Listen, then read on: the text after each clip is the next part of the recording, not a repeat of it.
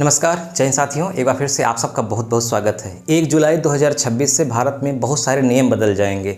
7 महत्वपूर्ण नियम जो आम आदमी को जानने चाहिए उसके बारे में हम चर्चा करेंगे। हिंदुस्तान पेपर में बाकायदा विस्तार से दिया था, इसीलिए मुझे लगा कि आप सबको बताना चाहिए। 1 जुलाई 2026 बहुत बड़ा बदलाव भारत में होने वाला है। क्या क्या होगा? सबसे पहले आप जान लीजिए, ये कटिंग है, बगैर टिकट रेल सफ़र पर दोगुना जुर्माना। इसके साथ साथ और बहुत सारी चीज़ें हैं। आधार कार्ड को लेकर के क्या अपडेट है, मनरेगा को लेकर के, कैंसर की दवा को लेकर के, पासपोर्ट, ये सारी जानकारी आपको इस वीडियो के माध्यम से मिलेगी। तो चलिए स्टेप बाय स्टेप शुरू करते हैं। पहला बदलाव क्या होगा 1 जुलाई 2026 से? रेलवे में बिना टिकट पर भारी जुर्माना। अभी तक क्या था? पुराना मामला क्या था? पुराना मामला जानेंगे तभी तो नया मामला समझ पाएंगे। पुराना क्या था अभी तक कि अगर कोई भी व्यक्ति बिना टिकट का पकड़ा जाए ट्रेन में तो मिनिमम उसे 250 रुपये का जुर्माना देना पड़ता था, प्लस टिकट का पैसा। जैसे आप प्रयागराज से कानपुर जा रहे हैं और आपने टिकट नहीं कटाया है, रास्ते में आपको टीटी ने पकड़ लिया, तो मिनिमम यानी कम से कम इतना आपको जुर्माना देना होगा। और प्रयागराज से कानपुर के लिए जो टिकट का भाड़ा है, मान लीजिए 100 रुपये है या 150 जो भी है, वो आपको भाड़ा देना होगा। ये नियम था। इसके अलावा अगर आप दूसरे का टिकट भी यूज कर रहे हैं तो भी काम बन जाता था, क्योंकि नाम तो लिखा नहीं होता था साधारण टिकट में, है ना। तो वो चीज़ें अब क्या हो जाएंगी, बदल जाएंगी। 1 जुलाई से क्या हो जाएगा, अब अगर आप WT में पकड़े गए विदाउट टिकट तो आपको मिनिमम 500 रुपये का जुर्माना देना होगा, कम से कम। बाकी वो सिचुएशन पर निर्भर करता है कि आपसे कितना जुर्माना लिया जा सकता है। कम से कम इतना तो लिया ही जाएगा। इसके अलावा टिकट का पैसा, जहाँ से भी आप जा रहे हैं और जहाँ को जा रहे हैं, उन दोनों के बीच जो भी टिकट है, जिस डिब्बे में है, जिस हिसाब से उसका क्या टिकट है वो, प्लस 500 रुपये मिनिमम जुर्माना। और अगर आप दूसरे के टिकट पर यात्रा कर रहे हैं तो वो टिकट तुरंत जब्त कर लिया जाएगा, यानी आपको अपने ही टिकट पर यात्रा करना है। तो रेलवे में 2 चीज़ें का जो है नियम बदल जाएगा 1 जुलाई से। पहला कि दूसरे का टिकट लेकर यात्रा बिल्कुल नहीं कर सकते, और दूसरी बात कि मिनिमम जुर्माना 500 रुपये रखा गया है। 500 रुपये के नीचे कोई जुर्माना नहीं है। अगर कोई भी गलत प्रोडक्ट लेकर के सफ़र करते हैं, है ना, जो अवैध है या सीमा के बाहर है, तो 10,000 तक का जुर्माना हो सकता है। सिचुएशन के हिसाब से जेल भी हो सकती है, ये आपको ध्यान रखना है। इसके अलावा दूसरा बदलाव हुआ है पासपोर्ट के लेकर के। पासपोर्ट क्या होता है? जैसे हमारे यहाँ अपनी पहचान के लिए एक आधार कार्ड है। पूरे भारत में कहीं भी जाइए, आधार कार्ड दिखा दीजिए, वो आधार कार्ड का जो नंबर होता है वो एक व्यक्ति के लिए एक ही होता है। उसी तरह से पासपोर्ट इंटरनेशनल एक पहचान है। एक पासपोर्ट का एक ही नंबर होता है, दुनिया में एक नंबर एक व्यक्ति के लिए जारी होता है। जैसे भारत में अगर 50 करोड़ लोगों के पास पासपोर्ट है तो 50 करोड़ नंबर अलग अलग है। एक पासपोर्ट 2 लोगों के पास नहीं होगा।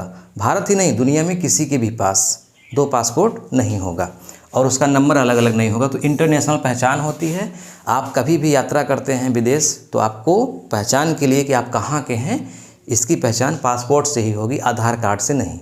आधार कार्ड केवल अपने यहाँ के लिए है, या फिर आप नेपाल, भूटान या कुछ और देशों में जहाँ वैलिड है, भारत का अच्छा संबंध है, आप वहाँ आधार कार्ड दिखा करके जा सकते हैं।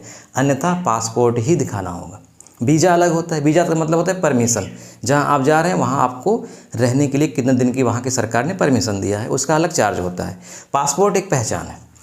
इसमें क्या हुआ था अभी तक ये नियम था कि जब कोई व्यक्ति पासपोर्ट बनवाता था तो सरकारी फ़ीस थी इसकी 1500 रुपये। कहीं से भी ऑनलाइन आवेदन करिए, 1500 रुपये का चालान नहीं, मतलब 1500 रुपये उसकी फ़ीस है, वो कटेगा। उसके बाद आपको, जैसे प्रयागराज सेंटर है, कानपुर है, वाराणसी है, लखनऊ है, वहाँ आपको एक निश्चित तारीख पर बुलाया जाएगा और पूरा वेरिफिकेशन होगा आपके सारे डॉक्यूमेंट्स का। आप सही पाए जाते हैं तो आपके नाम पासपोर्ट जारी हो जाएगा 10 वर्ष के लिए। 10 वर्ष के बाद ये पासपोर्ट जितने भी पेज का है, 36 पेज का है या 60 पेज का है, जितने भी पेज का है, ये पासपोर्ट फिर से रिन्यूअल कराना होगा, यानी फिर से वेरिफिकेशन के लिए जाना होगा, नया पासपोर्ट मिलेगा 10 वर्ष।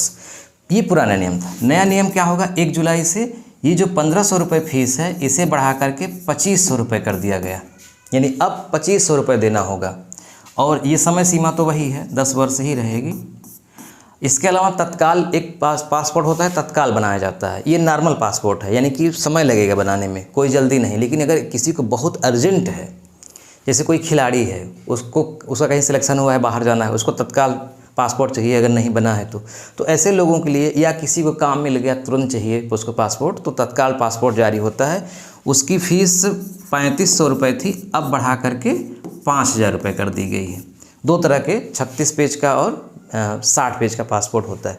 तो ये पासपोर्ट को लेकर के दूसरी बात थी जो हमने बताई आपको। एक तीसरी बदलाव होगा आधार कार्ड के लिए। देखो, अभी तक आधार कार्ड वालों में क्या था नियम, मतलब आधार कार्ड को लेकर बहुत सारे बदलाव नहीं हुए हैं, केवल ईमेल आईडी को लेकर के बदलाव हुआ है। पहले आधार कार्ड में जो आपकी ईमेल आईडी लिंक होती थी, ईमेल, या नहीं होती थी, अगर नहीं ईमेल आईडी लिंक है तो आप नई, मतलब जो भी ईमेल आईडी आपकी है उसको लिंक करवाएंगे तो 75 रुपये चार्ज देना होगा। या फिर पुरानी ईमेल आईडी है, ओल्ड ईमेल आईडी है, आपको अपडेट करना है या फिर नई जोड़ना है, दूसरी ईमेल आईडी जोड़ना है, तो इसके लिए भी 75 रुपये चार्ज था। अब चार्ज तो 75 रुपये ही है, लेकिन 1 जुलाई से 6 महीने की छूट दी गई है। यानी 1 जुलाई से लेकर के 6 माह के बीच में आप कोई भी काम करते हैं, ईमेल आईडी जोड़ते हैं, हटाते हैं, नई जोड़ते हैं, तो 75 रुपये का चार्ज आपको नहीं देना होगा। बैंक गलत प्रोडक्ट नहीं बेच पाएंगे। अभी तक जितनी भी भारत में सरकारी और गैर सरकारी बैंकें थी जहाँ पे लोगों का खाता खुलाया जाता था, बहुत सारे उत्पाद फर्जी तरीके से बेचते थे। उत्पाद वहाँ बेचने का मतलब सेवाएं बेचना, जैसे आपका हेल्थ इंश्योरेंस वो करेंगे, आपको लोन देंगे, किसी तरह से कोई नई स्कीम में निवेश करने के लिए, म्यूचुअल फंड में SIP करने के लिए बोलेंगे, तो बताया कुछ जाता था, होता कुछ था कभी कभी। तो अब ऐसा नहीं होगा। अगर वो आपको गलत उत्पाद बेच दिए, यानी आपको बताया कुछ और गया है, पॉलिसी में कुछ और है, तो आप उनके खिलाफ़ क्लेम कर सकते हैं और जो भी आपका पैसा लिया गया है वो पैसा वापस उनको देना पड़ेगा। ये RBI का सख्त दिशा निर्देश है। 1 जुलाई 2026 से प्रभावी हो जाएगा। यानी बैंक पर आप और भरोसा आप कर पाएंगे, चाहे सरकारी बैंक हो चाहे प्राइवेट बैंक हो, क्योंकि अब इस तरह से जब शिकंजा कसेगा तो वो गलत प्रोडक्ट बेचेंगे ही नहीं, और अगर बेचेंगे तो उन पर भारी जुर्माना और आपका पैसा ब्याज सहित वापस किया जाएगा। ये चौथा बदलाव होगा 1 जुलाई से। इसके अलावा SBI आप जानते हैं सरकारी बैंक है, HDFC एक प्राइवेट बैंक है। ये दोनों बैंकों में जो क्रेडिट कार्ड जारी होता था उस पर जो रिवार्ड पॉइंट मिलता था, रिवार्ड पॉइंट आप जानते हैं क्या होता है। जैसे आप पेट्रोल टंकी में पेट्रोल भरवाते हैं या शॉपिंग करते हैं क्रेडिट कार्ड से, तो उसके बदले में आपको पुरस्कार स्वरूप कुछ रिवार्ड पॉइंट दिया जाता है, उसको आप इस्तेमाल कर सकते हैं। जिससे मान लीजिए 100 रिवार्ड पॉइंट दिया गया और कहीं आप फिर शॉपिंग कर रहे हैं तो आपको वहाँ पे 10,000 रुपये देना है, तो मान लीजिए 100 रिवार्ड पॉइंट का 50 रुपये या 100 रुपये वहाँ पे माइनस हो जाएगा। इस तरह से तो जो ये रिवार्ड पॉइंट है, अभी तक रिवार्ड पॉइंट ज़्यादा मिलता था, अब रिवार्ड पॉइंट कम मिलेगा। इसके अलावा HDFC वाला जो पासपोर्ट वो है क्रेडिट कार्ड है, वो एयरपोर्ट पर और अन्य जगहों पर भी जो छूट मिलती थी फर्स्ट टाइम वो भी मिलेगी। अभी तक SBI में था ये छूट। टिकट बुक कराएं या पहली बार होटल में, रेस्टोरेंट में, एयरपोर्ट पर जाकर भोजन करें तो मुफ्त था या बहुत कम था चार्ज। तो ये बदलाव इसमें होगा कि रिवार्ड पॉइंट अब कम हो जाएंगे, यानी थोड़ा महंगा होगा ये। इसके अलावा ये शब्द लिखा है गलत, दवाओं पर QR कोड, खासकर TB की दवा और कैंसर की दवा, इन दोनों दवाओं पर, क्योंकि इन दोनों दवाओं की बहुत ज़्यादा डिमांड है, इन दोनों दवाओं पर QR कोड लगेगा। QR कोड आप समझते हैं, मोबाइल से स्कैन करिए, है ना, ऐसे QR कोड होता है, स्कैन करिए, उसमें पूरा डिटेल मिल जाएगा कि ये दवा जेनेरिक है कि लोकल है, कौन सी ब्रांड की है, कब बनी, कब एक्सपायर होगी, इसका कितना MRP रेट है, कितने में अधिक से अधिक में नहीं बेची जा सकती, ये सारी चीज़ें उस QR कोड में होगी। तो TB की दवा और कैंसर की दवाओं पे QR कोड जारी होगा 1 जुलाई 2026 से। तो इन दवाओं पर जो है लोग ज़्यादा पैसा नहीं देंगे, मतलब जितना भी रूल है, नियम है, उतना ही देंगे और स्पष्ट रूप में सारी चीज़ें लिखी होंगी QR कोड के माध्यम से। ये है छठवां बदलाव। इसके अलावा एक और बहुत महत्वपूर्ण बदलाव होगा VV राम जी। ये क्या है? नरेगा, मनरेगा और VV राम जी। शुरुआत में नरेगा की शुरुआत हुई 2005 में, है ना, कांग्रेस की सरकार थी। क्या नाम था इसका? नरेगा, यानी कि 100 दिन की गारंटी थी रोजगार की। भारत में क्या है, बहुत बेरोजगारी है, तो लोगों ने ये कहा कि जिस व्यक्ति के पास रोज़गार नहीं है वो आखिर क्या करे, वो काम तो करना चाहता है लेकिन अनस्किल्ड है, उसके पास कोई कुशलता नहीं है, तो उसको कोई काम नहीं मिलेगा, तो व्यक्ति क्या करे, भूखा मरे। तो सरकार ने एक नियम बनाया 2005 में, NREGA, national rural guarantee act. इसमें ये कहा गया कि भारत का कोई भी वयस्क व्यक्ति अगर उसके पास रोज़गार नहीं है, अनस्किल्ड है वो और कोई काम नहीं कर सकता है लेकिन स्वस्थ है, तो वो व्यक्ति मिनिमम 100 दिन काम कर सकता है, उसको सरकार पैसा देगी 100 दिन का पंचायत के माध्यम से। तो 100 दिन की गारंटी थी, यानी आपको 365 दिन में 100 दिन तो काम मिलेगा ही मिलेगा मिनिमम, अगर आपको ज़रूरत है तो। अगर आप अप्लाई करते हैं काम के लिए और आपको काम नहीं दिया जाता तो 15 दिन के बाद आपको बेरोजगारी भत्ता दिया जाएगा, ये नियम था। 2009 में इसका नाम चेंज करके कर दिया गया मनरेगा, यानी Mahatma Gandhi national rural guarantee act, MNREGA कर दिया गया। काम वही 100 दिन का, सब कुछ वही, बस नाम बदला गया।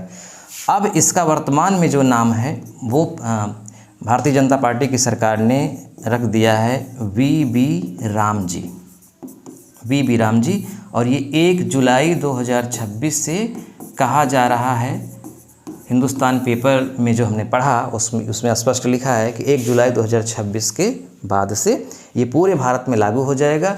और जो ये 100 दिन की रोज़गार गारंटी थी वो हो जाएगी 125 दिन, यानी 365 दिन में मिनिमम आम आदमी को ये जो करना चाहेगा, चाहे मतलब महिला हो चाहे पुरुष हो, 125 दिन उसको काम मिलेगा।